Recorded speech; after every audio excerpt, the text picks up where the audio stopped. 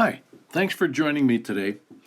In previous videos, I've discussed several parts of the PianoDisc IQ Player app, including the My Music area and playlists. In this video, we're going to explore the iPod library area of the app. So let's get started. First, open up the IQ PianoDisc app. That's the purple app with the IQ in white letters.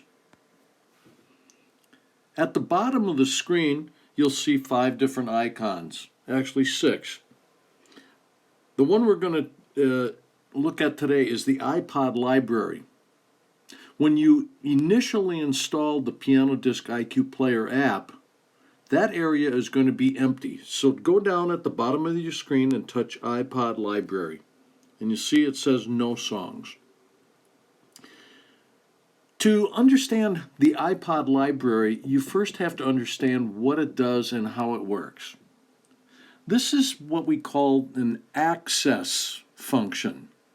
There's no music that's actually stored in the app in this area, but what it does is it accesses another part of your iPad. And what part are we going to be accessing? Well, hit your home button.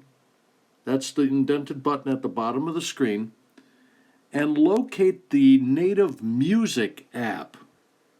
That's a red icon with 2 musical notes in it. And open that up. Now, if there is music that is stored in that native music app, this is what potentially will be accessed by the iPod library function. Now, how does that music get there to begin with? Well, a number of different ways. If you have an iTunes account, you may have downloaded music from the Apple iTunes store, and that goes into the native music app.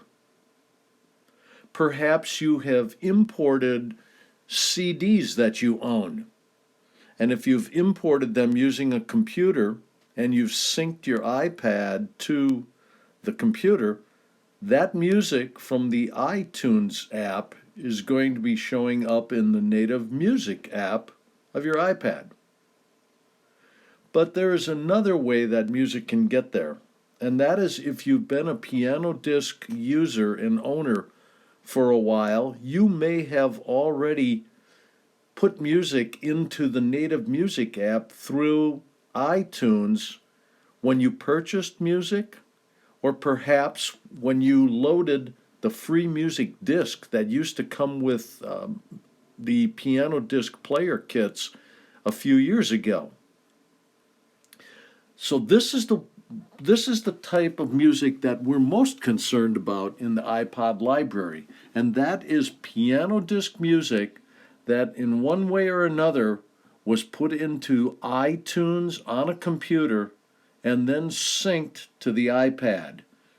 And when you do that, that music goes into the native music app and can be accessed by the iPod library function of the player app itself. So in the video on the screen that you see right now, I do have some music that's in the native music app. However, if I hit the home button and reopen the IQ Player app, you'll see it's not showing in the iPod library screen. That's what we're looking at right now.